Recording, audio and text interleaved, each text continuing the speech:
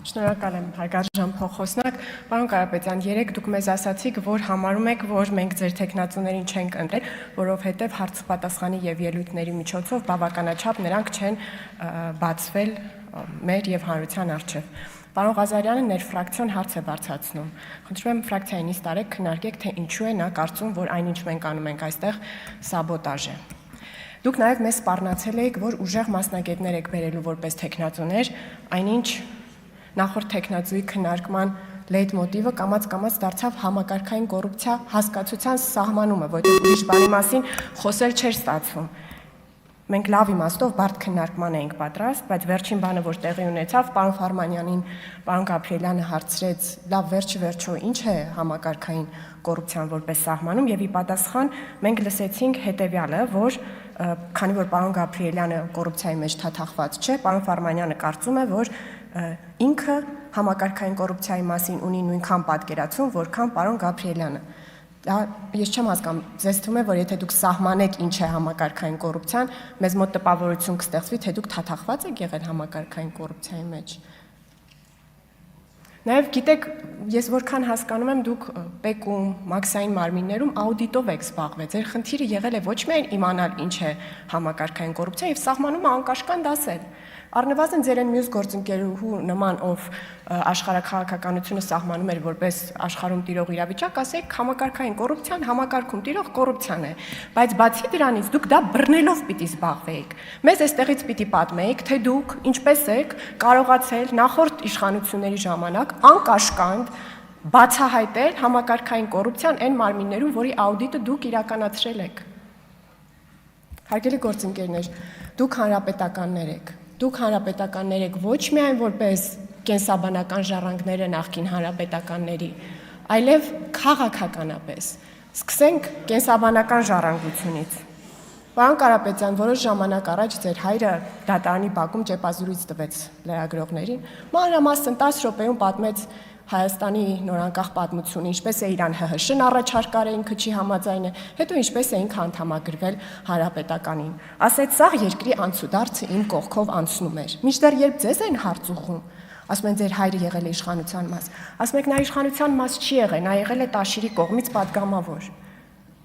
Սա Սովետի սազիվը չի։ Սովետի սազիվը չի։ Ձեր հայրը 2012 թվականին մեծամասնական ընտրակարգով 27000 ձայն Լոռու մարզից բերել է հանրապետական ֆրակցիային,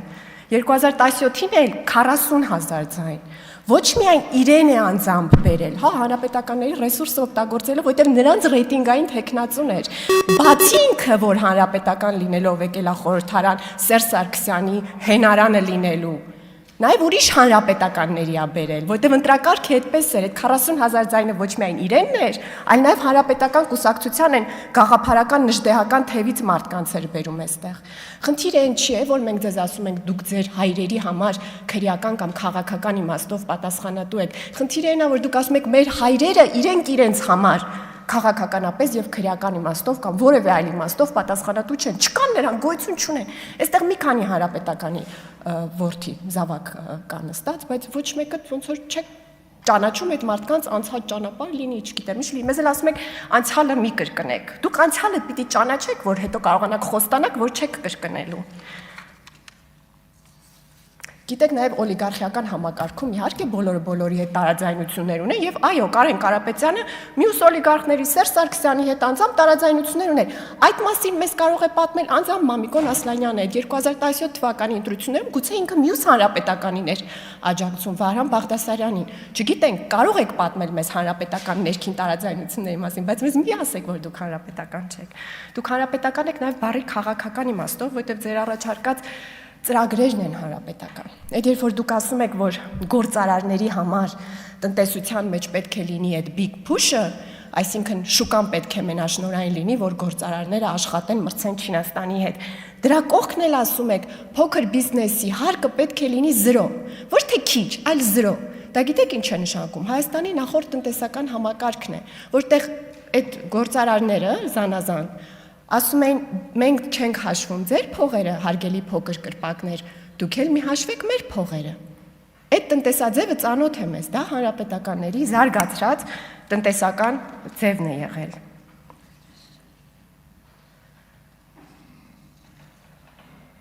Հա, էլի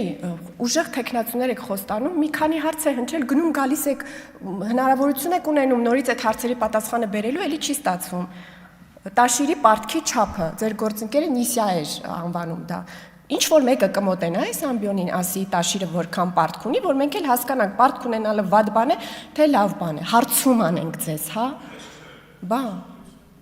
Այսինքն դուք չեք ասելու, նաև չեք ասելու հեծի դիվիդենդների չափը, բայց հենց ձեզ դպրոցաշինության մասին հարցուն չի ասելու եք, մենք մեր ինժեները, մեր շինարարը, ձեզ ասելու ենք լսեք, դուք չեք, դուք արդեն հանրային ծառայության մեջ գտնվող մարդ եք, ասելու եք, չէ, գիտեք, հոգեբանորեն դեռ չեմ հարմարվել։ Պարոն Կարապետյանն էլ չի հարմարվել, այստեղ պարոն Ղազինյանին ներկայացնում էր որպես տարածքային կառավարման նախարարության ներքո գտնվող ամենամեծ կազմակերպության տնօրեն ներկա ժամանակով, ոչ, այլևս ոչ, դուք հանրային ծառայության մեջ գտնվող անձիկ եք, բայց դուք կարող եք ասել, թե վերջը ինչքան դիվիդենդ է վճարել, հեծը, շնորհակալ եմ, բայց ես կուզեի, որպեսզի իրենք երբ որ ներկայանում են որպես ուժեղ մասնագետներ, նույն հարցը մի քանի անգամ հնչում է, կան այստեղից պատասխանեն։ Այսօրվա տեխնացուն, Տիկին Մանուկյանը մեզ ասեց, որ մենք պետք է հասկանանք ինչի վրա է ծախսվում պարտքը, արդյոք ծախսվում է շահույթ գեներացնող ոլորտի վրա, պատկերավոր ասած, հարևանից պարտք ենք վերցնում երեխայի կրթության, թե երեխայի iPhone-ի վրա։ Հետո պարզվեց, որ եթե կրթության համար ենք վերցնում, օրինակ դպրոց սարքելու, դա չէ այնինչ նկատի ունենք, պետք է iPhone-ի համար գումար վերցնենք, որովհետև մի քանի րոպե անց ասեց, որ պարտքով կառուցվող դպրոցը ինքնին խնդիր է։ Նաև ասեցիք, որ կդժվարանաք գնահատել ինչքանով է արդյունավետ եղել, ինչքանով, ոչ քանի որ ներսից ծանոթ չեք։ Դե գնահատականներ հնչեցնելուց առաջ միգուցե սպասեք, ընտրվեք, ծանոթանաք, հետո կհնչեցնեք այդ գնահատականները։